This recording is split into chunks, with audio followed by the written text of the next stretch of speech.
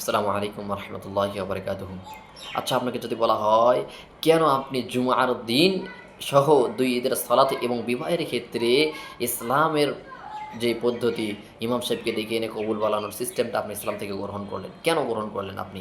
এবং কোন অবস্থাতে আপনি ইসলামকে গ্রহণ করতেছেন এবং কোন অবস্থাতে আপনি ইসলামকে অমূল্যায়ন করতেছেন বা উপেক্ষা করে চলতেছেন, ইসলামকে মূল্যায়ন করতেছেন না?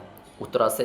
আর আল্লাহ সুবহানাহু ওয়া তাআলা সম্পর্কে কোরআনুল কারীমের ২২ নম্বর সূরা সূরাতুল হজের ১১ নম্বর আয়াতে ৭০ নম্বর পারার ১২ নম্বর পৃষ্ঠায় সুন্দরভাবে জানিয়ে দিয়েছেন। ওয়ামিনান নাস, মানুষের মধ্য থেকে কিছু মানুষ, সকল মানুষ নয়, মাইয়া আবুদুল্লাহ, যারা আল্লাহর ইবাদত করবে, আল্লাহ সুবহানাহু ওয়া তাআলাকে নিজেদের রব হিসেবে গ্রহণ করবে, আলা হারফিন, যখন তাদের দেওয়ালে পিঠ ঠেকে যাবে। এর আগে ইবাদত করবে না, এর আগে তারা তাদের রবকে স্মরণ করবে না। তাদের যখন দেওয়ালে পিঠ থেকে যায় তখন তারা তাদের রবকে রব হিসেবে গ্রহণ করবে। যেমন সাধারণত আমরা গ্রহণ করে নিয়েছি সেইভাবেই। আমাদের যখন দেওয়ালে পিঠ থেকে যাচ্ছে তখনই আমরা সালাতের দিকে আসতেছি। কেননা শুক্রবারের দিনের সালাত এবং ২ ঈদের সালাতে আমরা এইজন্য আসি, পরিবারের কাছে, নিজের আত্মীয়স্বজনের কাছে, পাড়া প্রতিবেশীর কাছে, ছোটদের কাছে যেন মান সম্মান হানি না হতে হয়, এজন্য জুমার দিনে আসি।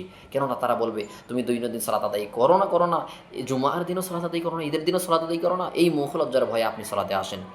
আপনি অনুষ্ঠানের ক্ষেত্রে ঠিক তদরূপে যে কোনো বাড়িতে আপনার অনুষ্ঠান হোক, এই অনুষ্ঠান শুরু হওয়ার আগেই বক্স এনে যে উচ্চস্বরে গান বাজনার সিস্টেমটা, খালাতো বোন, চাচাতো বোন, নারী পুরুষের যে অবাধে মেলামেশা, এই পদ্ধতিটা কোথা থেকে নিলেন?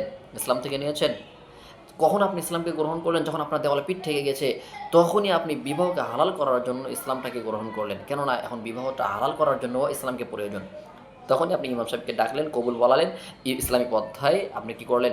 বিবাহটা সম্পন্ন করলেন। আকিকার ক্ষেত্রেও ঠিক তদরূপই। আপনি অসুস্থতার ক্ষেত্রেও ঠিক তদরূপই, যে আপনি দুনিয়ার সমস্ত চেষ্টা শেষ করার পরবর্তীতে আপনি ইসলামকে গ্রহণ করলেন, এখন ইসলাম থেকে কিছু নিতে হবে। কেননা সমস্ত চেষ্টা শেষ, এখন আল্লাহর প্রতি বিশ্বাস স্থাপন করতে হবে। আল্লাহর কাছে ডাকতে হবে, আল্লাহ তুমি ছাড়া কেউ সেবা দানকারী নেই। আল্লাহ সুবহানাহু ওয়া তাআলা পরের অংশে বলে দিচ্ছেন, ফাইন আসাবাহু খায়রুন ইতমাআন্না বিহি, আর যখন তাদেরকে কল্যাণ কিছু স্পর্শ করে তখন তারা শান্ত হয়।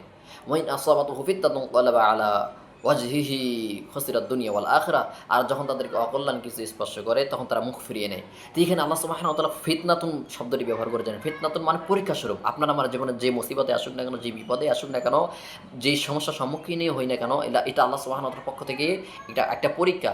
আল্লাহ সুবহানাহু ওয়া তাআলা মুমিন বান্দাদেরকে কখনো বিপদে ফেলেন না। আল্লাহ সুবহানাহু ওয়া তাআলা মুমিন বান্দাদের পরীক্ষা নেন। ঠিক তদ্রূপ আপনারা আমার পরীক্ষা নিচ্ছেন। এখানে আপনার আমার মুখ ফিরিয়ে নেওয়া যাবে না। আল্লাহর প্রতি অসন্তুষ্ট হওয়া যাবে না। কখনো বলা যাবে না যে আল্লাহ শুধুমাত্র আমাকেই লোক দেখেন আর অন্য কাউকে দেখেন না, আমাকেই বিপদ দেন শুধুমাত্র। এই ধরনের চিন্তাধারা, এই ধরনের কথাবার্তা আমাকে বলা যাবে না।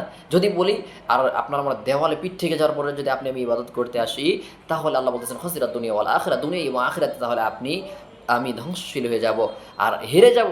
আর হেরে গেলে তাহলে কোথায় হবে আপনার আমার স্থান? আখিরাতে যদি হেরে যাই তাহলে জাহান্নাম। কেননা জিতলে জান্নাত আর হারলে জাহান্নাম। আর পরের অংশে বলতেছেন, যালিকা হুয়াল খুসরানুল মুবিন, আর এটা হচ্ছে স্পষ্ট ক্ষতিগ্রস্ত বা স্পষ্ট হারনেওয়ালা। আপনি তাহলে স্পষ্ট একজন ক্ষতিগ্রস্তশীল ব্যক্তিত্বে পরিণত হয়ে যাবেন। অতএব আপনাকে আমাকে বুঝে সঠিকভাবে শুধুমাত্র দেওয়ালে পিঠ থেকে যাওয়ার আগে সমস্ত অবস্থায় আল্লাহ সুবহানাহু ওয়া তাআলার ইবাদত করার তৌফিক দান করুন, আল্লাহুম্মা আমিন। আল্লাহ সুবহানাহু ওয়া তাআলা আপনাকে আমাকে সবসময় আল্লাহর প্রতি ইবাদত মুখে হওয়ার তৌফিক দান করুন, আল্লাহুম্মা আমিন। আসসালামু আলাইকুম ওয়া রাহমাতুল্লাহি ওয়া বারাকাতুহু।